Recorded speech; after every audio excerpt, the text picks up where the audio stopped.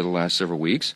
It's something that I and Leader John Thune and President Trump and every Republican leader have all said repeatedly from the beginning. We have always been open to finding solutions to reduce the oppressive costs of health care under the Unaffordable Care Act. We just made clear that we would not and should not ever do that, that is, negotiate as hostages.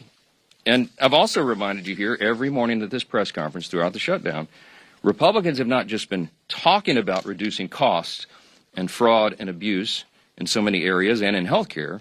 We've been actually passing new laws to accomplish that urgent mission for the people, and we will continue to do so.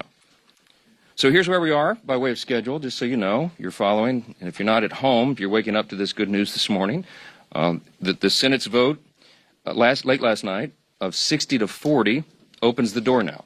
The Senate is moving forward on an amended House CR, a continuing resolution, that will reopen the government until January 30th. Added to that are provisions to fully fund SNAP provisions through the end of the next fiscal year, which is September 2026, guaranteed back pay for all federal workers who have been made to endure these hardships over the last several weeks.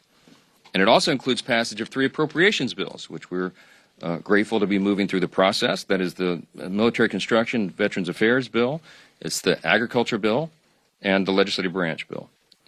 The Senate will be back in session this morning to finish their job, and we're certainly praying that they do.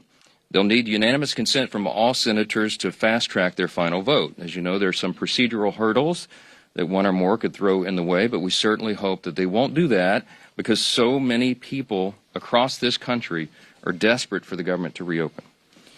At the very moment that they do that final vote, I will call all House members to return to Washington as quickly as possible. We'll give a 36-hour formal and official notice so that we can vote as soon as possible to pass the amended CR bill and get it to the President's desk. As you all know, and he said as